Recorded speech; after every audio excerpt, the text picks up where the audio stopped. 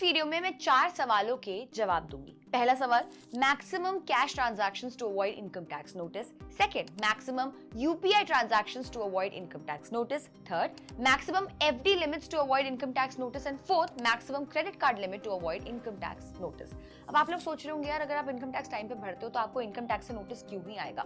But ऐसा नहीं है। ऐसी बहुत सारी ट्रांजैक्शंस है जो कि इनकम टैक्स डिपार्टमेंट बहुत क्लोजली मॉनिटर करता है और आपको नोटिस भेज सकता है। अब यार जो वीडियो है इसमें जो इन्फॉर्मेशन है हमने बहुत अलग अलग जगह से इकट्ठा करी है। जैसे कि एक डॉक्यूमेंट है जो कि इनकम टैक्स की वेबसाइट पे अपलोडेड है, उसका जो लिंक है वो हमने डिस्क्रिप्शन में डाल दिया है। ऐसे बहुत सारे बिट्स एंड पीसेस हैं जो कि हमने अलग अलग जगह से इकट्ठी करी है जस्ट फॉर दिस वीडियो। तो सबसे पहले बात करते हैं कैश ट्रांजैक्शंस के बारे में। जैसे कि आपको पता है कि इंडियन गवर्नमेंट बहुत ही एक्टिवली कैश का जो यूसेज है वो कम करने की कोशिश कर रही है पिछले 8 से 10 सालों में। इसलिए जो कैश की ट्रांजैक्शन है उसको हेवीली मॉनिटर किया जा रहा है। अब कैश ट्रांजैक्शन में 2 केसेस होते हैं, कैश ट्रांजैक्शन सेविंग्स अकाउंट में है या कैश ट्रांजैक्शन करंट अकाउंट में। सबसे पहले बात करते हैं सेविंग्स अकाउंट के बारे में। सेविंग्स अकाउंट में cash deposit and cash withdrawal दोनों की जो लिमिट है वो 10 लाख की है। जो लिमिट है वो 1 साल की है, मतलब 1 साल में आप मैक्सिमम 10 लाख का कैश डिपॉजिट एंड विड्रॉल करवा सकते हो। अब गौर करने वाली बात यह है कि आप 1 साल में 10 लाख से ज्यादा का भी cash deposit and cash withdrawal करवा सकते हो सेविंग्स अकाउंट में, लेकिन आपके पास उसका प्रॉपर प्रूफ होना चाहिए।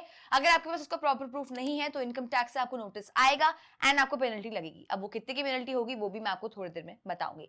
अब यार चलो मान लो आपके पास प्रॉपर प्रूफ है, आपकी जो ट्रांजैक्शन है वो जेन्युइन है एंड आपको कैश विड्रॉल कैश ट्रांजैक्शन करना पड़ रहा है। ऐसे केस में सरकार आपको अलग से टीडीएस लगाएगी। अब सरकार आपको कितना टीडीएस लगाएगी वो डिपेंड करता है कि आप अपनी आईटीआर को कितना टाइम पे भरते हो।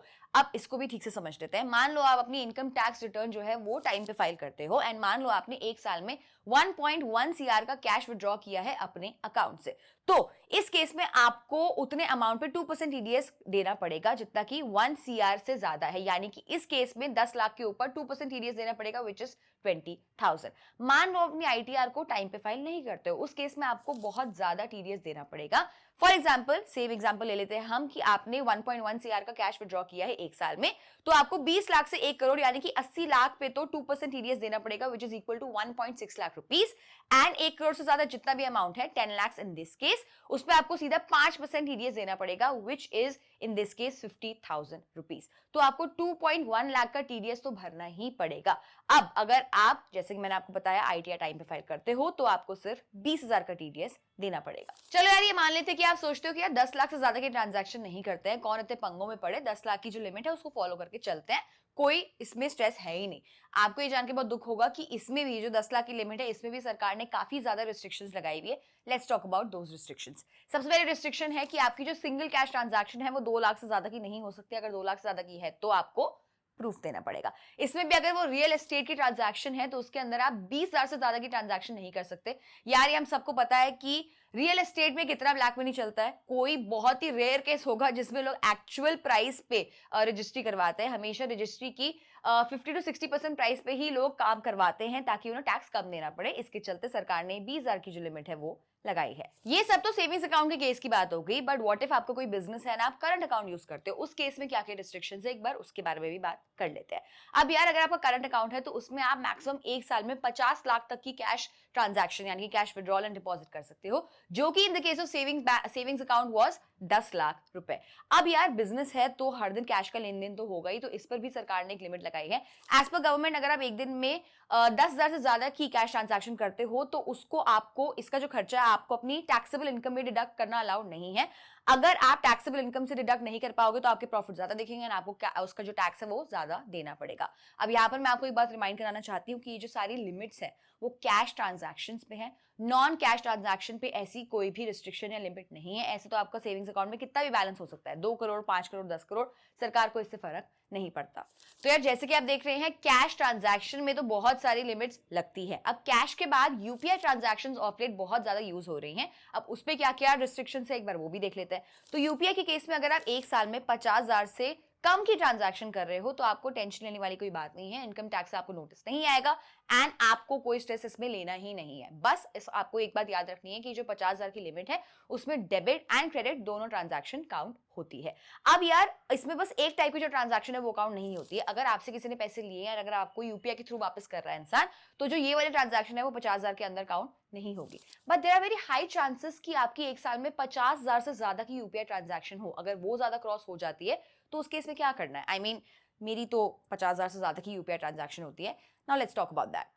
इस केस में यार कोई घबराने वाली बात नहीं है। मान लो आपकी यूपीआई ट्रांजैक्शन की 50,000 की लिमिट क्रॉस हो जाती है, मान लो आपने किसी वेंडर को पेमेंट कर दी है, किसी दुकानदार को पेमेंट करी है, तो इसमें भी आपको स्ट्रेस नहीं लेना है। अगर आपकी एक साल में 50,000 से ज्यादा की यूपीआई ट्रांजैक्शन हो रही है, मान लो एक साल में आपकी 2 लाख की यूपीआई ट्रांजैक्शन हो रही है, तो इस केस में इनकम टैक्स डिपार्टमेंट आपकी जो यूपीआई ट्रांजैक्शन है उसको वो आपकी आईटीआर से मैच करेगा। अगर आपकी आईटीआर 2 लाख से ज्यादा की हुई तो आपको इसमें स्ट्रेस नहीं लेना है। अगर आपकी आईटीआर यूपीआई ट्रांजैक्शन से कम अमाउंट की हुई तो इसमें जो इनकम टैक्स डिपार्टमेंट है उनको थोड़ा डाउट हो सकता है ना, आपको नोटिस आने के चांसेस बढ़ सकते हैं।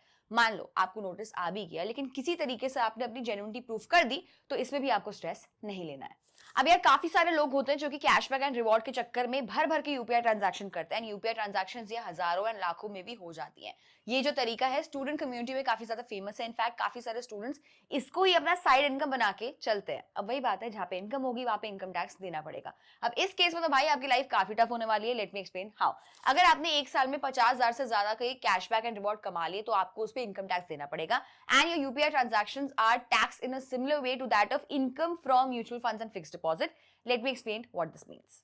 जैसे आपको एफडी से इंटरेस्ट मिलता है, this interest is also considered as income. Specifically it is included in income from other sources while calculating your overall tax. अब यार बिल्कुल सेम तरीके से आपकी यूपीआई ट्रांजैक्शंस पे कमाए हुए rewards and cashbacks are also considered as income from other source, and उसके ऊपर भी सेम तरीके से टैक्स लगता है।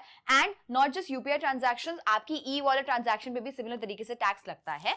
As per section 56(2) of the income tax act, इसकी भी लिमिट 50,000 है। मतलब अगर आप रिवॉर्ड्स एंड कैशबैक एक साल में 50,000 से ज्यादा कमाते हो तो आपको उस पर टैक्स भरना पड़ेगा। बट आपकी प्रॉब्लम जो है यहाँ पर खत्म नहीं हुई है। अगर आप एक साल में यूपीआई के ट्रांजैक्शन से ज्यादा कैशबैक एंड रिवॉर्ड कमा रहे हो तो there is a very high possibility कि आपकी जो ट्रांजैक्शन वॉल्यूम है वो भी काफी ज्यादा हो। अगर आपकी जो ट्रांजैक्शन है 20 लाख से ज्यादा की होगी तो उस पर आपको जीएसटी भरना पड़ेगा। इंडिया में अगर आप किसी भी अकाउंट में 20 लाख से ज्यादा की ट्रांजैक्शन होती है तो उसमें मैंडेटरी होता है कि जीएसटी रजिस्ट्रेशन करवानी है एंड टाइम से जीएसटी भरना है। To put it simply, GST department वाले ये मान लेते हैं कि जो सारी ट्रांजैक्शन है आपके बिजनेस का टर्नओवर है, ये जो सारी ट्रांजैक्शन हो रही है वो आपके बिजनेस का पार्ट है एंड उसके हिसाब से आपको जीएसटी भरना पड़ेगा। लेकिन आपने तो ये सब सारी ट्रांजैक्शन 1 से 2% कैशबैक एंड रिवॉर्ड कमाने के लिए करी थी, तो यहां पर आप बुरी तरीके से फंस सकते हो। सो इन शॉर्ट, अगर आप छोटे मोटे रिवॉर्ड्स के लिए अपने यूपीआई से भर भर के ट्रांजैक्शन कर रहे हो, so please be very careful, वरना आप ये सारे इनकम टैक्स एंड जीएसटी के रूल्स में बुरी तरह से फंस जाओगे। यार हो सकता है लेकिन ऐसे कुछ जेन्युइन लोग भी होंगे जैसे कि जिनके स्मॉल बिजनेस है, जिनकी लाखों की ट्रांजैक्शन होती है। What about them? सो ऐसे में I would like to advise them कि अपनी सारी ट्रांजैक्शन को सेविंग्स अकाउंट से करंट अकाउंट में शिफ्ट कर लीजिए। ऐसा इसलिए क्योंकि सेविंग्स अकाउंट में पर डे 10,000 की ज्यादा की अगर आपकी ट्रांजैक्शन है तो आपको इनकम टैक्स रिडार के अंडर ले आती है। करंट अकाउंट में ऐसा कुछ नहीं है। करंट अकाउंट में आप कितनी भी मर्जी ट्रांजैक्शन कर सकते हो, बस आपकी जो ट्रांजैक्शन है वो आपकी आईटीआर से मैच होनी चाहिए। ऐसा करने से आपकी इनकम टैक्स नोटिस आने की प्रोबेबिलिटी काफी कम हो जाती है। Now let's talk about FDs. In this case, अगर आपका टोटल क्यूमुलेटिव FDs का एक साल में 10 लाख से ज्यादा का है तो बैंक्स उसको इनकम टैक्स डिपार्टमेंट को रिपोर्ट कर देंगे। अब ये जो है हमने इनकम टैक्स की वेबसाइट से उठाया है, बट यार यहाँ पर भी अगर आपकी जब तक सेविंग्स आपकी इनकम माइनस एक्सपेंडिचर से मैच हो रही है तो आपको इनकम टैक्स डिपार्टमेंट से नोटिस आने की प्रोबेबिलिटी काफी कम हो जाती है। एंड अगर आपको आ भी गया लेकिन अगर आपने किसी तरीके से उसको जस्टिफाई कर दिया तो आपको स्ट्रेस लेने वाली कोई बात नहीं है। सिंपल मतलब है कि आपको जो सेविंग्स या एफडी है वो आपके इनकम माइनस एक्सपेंडिचर से मैच होना चाहिए। क्रेडिट कार्ड्स का भी रूल सेम ही है। If you spend more than 10 lakhs using your credit card then your account will be flagged by the income tax department and you can get a notice from them. But credit card के case में कहानी यहाँ से शुरू होती है। अगर आपकी 10 लाख से ज्यादा की एंट्रीज है, क्रेडिट कार्ड एंट्रीज है 10 लाख से ज्यादा की, then income tax will do one thing. They will firstly find your income details in form 26AS and then they will match your income with your credit card expenses. Not just with your credit card expenses, they will match your income with all the other expenses. अब यहाँ पर 2 से 3 cases हो सकते हैं यार। या तो आपकी income will be much lesser than your expenses. मान लो आपकी इनकम एक साल में 6 से 7 लाख की है, आपके एक्सपेंसेस 25 लाख के हैं, तो ऐसे में तो बहुत ज्यादा गड़बड़ हो सकती है। ऑलमोस्ट कंफर्म है कि इनकम टैक्स से आपको नोटिस आएगा ही आएगा। अब आप सोच रहे होंगे यार 7 से 8 करोड़ लोग अपना इनकम टैक्स रिटर्न जो है वो फाइल करते हैं, कहां डिपार्टमेंट के पास इतना टाइम है कि वो एक एक इंसान की जो फाइल है उसको चेक करें। ऐसे में आपको 2 बातें जरूर याद रखनी है। पहला, आजकल डिपार्टमेंट के पास ऐसे ऐसे सॉफ्टवेयर आ गए हैं कि 5-5 मिनट में केसेस हाईलाइट हो जाते हैं। सो शायद आपकी फाइल किसी इंसान से मिस हो जाए, छूट जाए, लेकिन सॉफ्टवेयर से मिस होना ऑलमोस्ट नेक्स्ट टू इम्पॉसिबल है। सेकेंड, अगर मान लो आप इतने लकी हो कि सॉफ्टवेयर ने भी आपकी फाइल मिस कर दी, छूट गई, तो भी आप अगले 7 साल तक आपकी जो फाइल है वो कभी पकड़ी जा सकती है। And the fine for this, the penalty for this can be as high as 50 to 60% of your total income. So आप कब तक बचोगे? सो अगर आप भी ऐसे केस में हो, my advice would be to immediately get in touch with a good CA. अगला केस हो सकता है कि आपकी जो इनकम है वो आपके एक्सपेंसेस से काफी ज्यादा है। मान लो आपकी इनकम 50 लाख की है और आपके जो एक्सपेंसेस हैं वो टोटल 20 लाख के हैं, जिसमें से 10 लाख आपके क्रेडिट कार्ड के एक्सपेंसेस हैं। अब ऐसे केस में डिपार्टमेंट से आपको इंक्वायरी आ सकती है। आपको कुछ नहीं करना है, अपने जो खर्चों की डिटेल्स है वो उन्हें भेजनी होगी, या जो डिपार्टमेंट है वो चेक करेगा कि आपके जो खर्चे हैं वो जेन्युइन है कि नहीं। थर्ड केस हो सकता है कि आपकी कोई इनकम ही नहीं है, लेकिन आप क्रेडिट कार्ड के थ्रू मनी रोटेशन कर रहे हो, जैसे कि एक क्रेडिट कार्ड का बिल दूसरे से भर देना, या तो कैशबैक एंड रिवॉर्ड्स के लिए दे धनाधन ट्रांजैक्शन कर देना।